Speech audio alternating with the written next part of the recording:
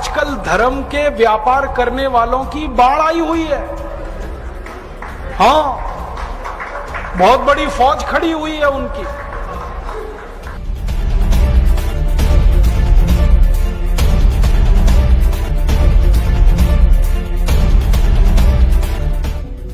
शराब का सबसे पहला फायदा, शराब आपके कॉन्फिडेंस को बढ़ाती है।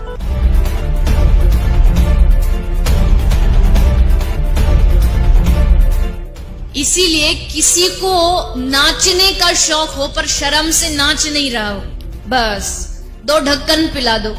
और इस रास्ते पर हमको भटकाने वाले 10-20 नहीं है, सैकड़ों लोग हैं।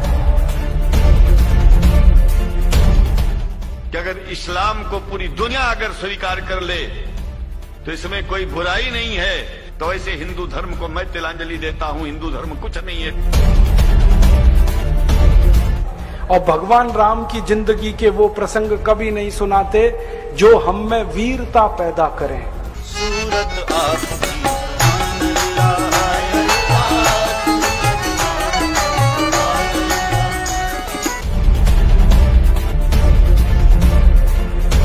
कहीं से 10 करोड़ लूटो, कहीं से 20 करोड़, कहीं से 25 करोड़।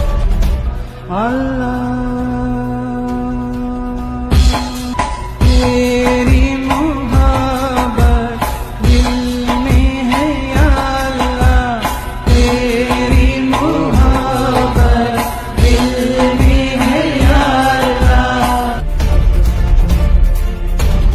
मैंने देखा है क्या क्या पाखंड और नौटंकी चलता है।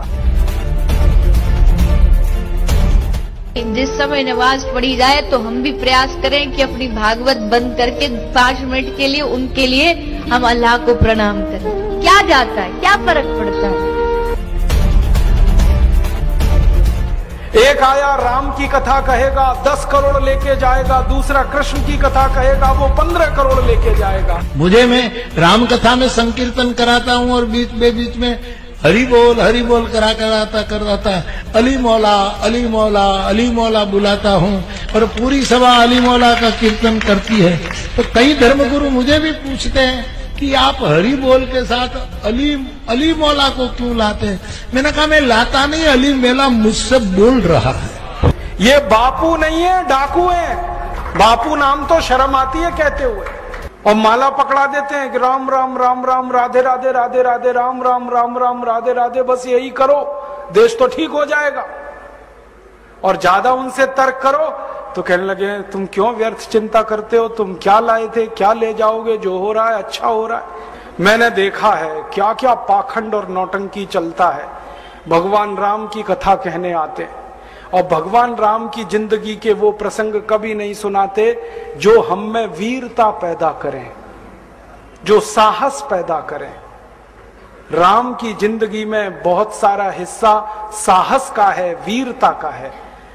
जब 14 वर्ष के लिए वनवास चले गए राम, तो हमको सुनाई जाती है राम की जो कथा ना, उसमें कहते हैं राम ने 14 साल एक ही काम किया, हाय सीते हे सीते, हाय सीते हे सीते, हाय सीते, ये सुनाते हैं हमको। हाँ, यही सुनाते हैं निकाल के कहानी में से। और मैं कहता हूं कि राम को अगर हाय सीते हे सीते हाय सीते यही करना था 14 साल, तो दूसरा विवाह क्यों नहीं कर लिया। सैकड़ों राजा तैयार थे अपनी राजकुमारियों को राम को देने के लिए, वो तो कर लेते दूसरा विवाह, क्योंकि हाय सीते हे सीते हाय सीते हे सीते एक स्त्री के लिए अगर वो इतने ही बिलख रहे थे, तड़प रहे थे, दूसरा विवाह कर लेते। तो ये सब चुप हो जाते हैं, फिर बात नहीं करते। फिर मैं उनको रामायण में से निकाल के दिखाता हूं, देखो राम ने हे सीते हाय सीते कहा नहीं कहा ये मुझे नहीं मालूम, लेकिन 14 साल वन में रहते हुए सैकड़ों राक्षसों का संहार किया उन्होंने, मारा उनको और धर्म राज्य की स्थापना कराई। ये कहानी नहीं सुनाते क्योंकि इससे वीरता पैदा होती है। तो राम का जो वीरत्व है वो नहीं सुनाएंगे आपको, उनकी जो कमजोरियां हैं वो सुनाते हैं आपको। और राम कथा जब वर्णन की जाती है तो मंच पे बैठ के आहा कैसे आंसू ढलल ढलल आंसू निकलेंगे, आपको भी रुलाएंगे, खुद भी रोएंगे। किस बात के लिए? हो राम को वन गमन में इतना कष्ट हो रहा है, वन में इतनी तकलीफें हो रही हैं, तो राम की तकलीफों का वर्णन कर रहे हैं, आंसू आ रहे हैं, और ये सारा वर्णन एयर कंडीशन्ड मंच पर बैठकर होता है। अपने को तकलीफ नहीं होनी चाहिए, राम की तकलीफों का वर्णन कर। एयर कंडीशन मंच चाहिए, एयर कंडीशन घर चाहिए रहने के लिए, एयर कंडीशन कार चाहिए, और चार्टर्ड प्लेन चाहिए आने और जाने के लिए, तब राम की कथा सुनाई जाएगी। जो राम जिंदगी भर पैदल चलते रहे, जिन्होंने अपना रथ भी छोड़ दिया था अयोध्या से निकलते समय, वो राम ने जिंदगी भर पैदल चल के काम किया, और यहां एयर कंडीशन कारों में घूम घूम कर, चार्टर्ड प्लेन में घूम घूम कर राम की कथा सुनाते हैं। वो कथा वथा नहीं है, वो उद्योग है, व्यापार है, बिना टैक्स का। और मुझे बहुत शर्म है ये कहते हुए, समय आने पर प्रमाण से बात करूंगा कि राम कथा कहने वाले ब्लैक मनी को व्हाइट मनी करने के काम में लगे हुए एजेंट हैं, और इससे ज्यादा कुछ नहीं। और मुझे इससे भी बड़ी शर्म आती है कहते हुए कि आप जो उनको दे रहे हैं दान के रूप में, वो पैसा ब्याज पर उठा रहे हैं वो दूसरे लोगों को, और आपके दिए हुए पैसे से धंधा बना रहे हैं अपना। फिर ऐसे कृष्ण की कथा कहने वाले आ जाते हैं, कहते राधे राधे राधे राधे राधे राधे, और कुछ कहो ही मत, राधे राधे। कंस को मारा, जरासंध को मारा, शिशुपाल को मारा, अधर्मियों को मारा, ये सब थोड़े में, राधे राधे राधे राधे बड़े में। हाँ, क्योंकि आपको कायर बनाना है ना, निर्वीर बनाना है, नपुंसक बनाना है, तो वीरता की कहानी क्यों सुनानी है? तो चुन चुन कर ऐसी कहानियां सुनाते हैं। और मैं आपको बहुत गंभीर बात कह रहा हूं कि ये सारे हमारे देश में जो पाखंडी लोग हैं ना, राम और कृष्ण की कथा कहने वाले, ये सरकारों के साथ मिले हुए हैं, क्योंकि सरकारों ने इनको एक कान में मंत्र फूंका है, तुम लोगों का ध्यान इस तरफ भटकाते रहो ताकि कोई महंगाई के खिलाफ न लड़े, गरीबी के खिलाफ न लड़े, बेरोजगारी के खिलाफ न लड़े, अत्याचार के खिलाफ न लड़े, वो डूबा रहे राधे राधे राधे राधे राम राम राम राम, बस इसी में। और समझाते रहो, तुम क्या लाए थे, तुम क्या ले जाओगे, क्यों व्यर्थ चिंता करते हो, जो हो रहा है अच्छा हो रहा है, आगे होगा और भी अच्छा होगा। एक रास्ता ये है। अब दो रास्ते हैं अपने सामने, एक रास्ता भगत सिंह का, ऊधम सिंह का, चंद्रशेखर का, एक रास्ता हमारे ये धर्म गुरुओं का, पाखंडियों का, जो राम की कथा, कृष्ण की कथा। मुझे बहुत ऑफर आए हैं, मैं आपको दिल का दर्द बता रहा हूं, सच में कह रहा हूं, आपसे नाम नहीं लेता। मुझे ऑफर आए कि तुम कहां बेकार भटक रहे हो, मेरे साथ आ जाओ। मैंने कहा बापूजी क्या होगा उसमें? तो कहने लगे जितना मिलता है वो डबल हो जाएगा।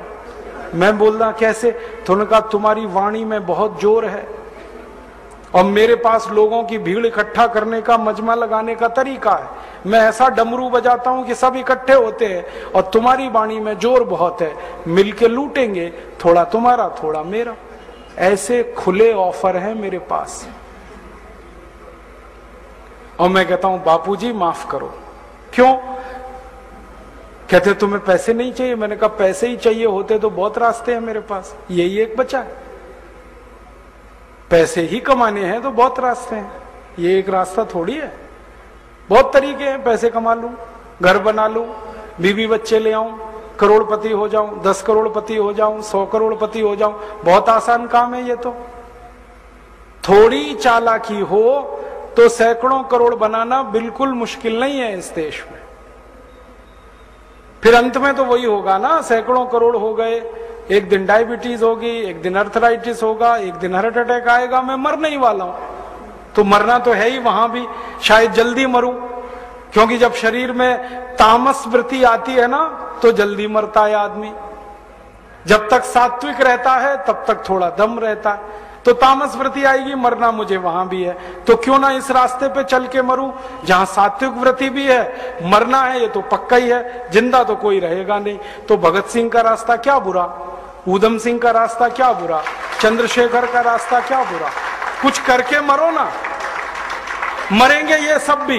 राम की कथा सुनाते सुनाते हार्ट अटैक आएगा, मरेंगे वो भी। डायबिटीज सबको हो रखी है, मैंने देखा है नजदीक से जाके, सब इंसुलिन लगाते हैं, खाते हैं गोलियां, अपनी डायबिटीज नहीं मिटा पाते, दूसरों को उपदेश देते फिरते। ब्लड प्रेशर सबको बढ़ा हुआ है, क्योंकि ये जो काला धन है ना, इसका हिसाब किताब करने में बीपी ही बढ़ने वाला है।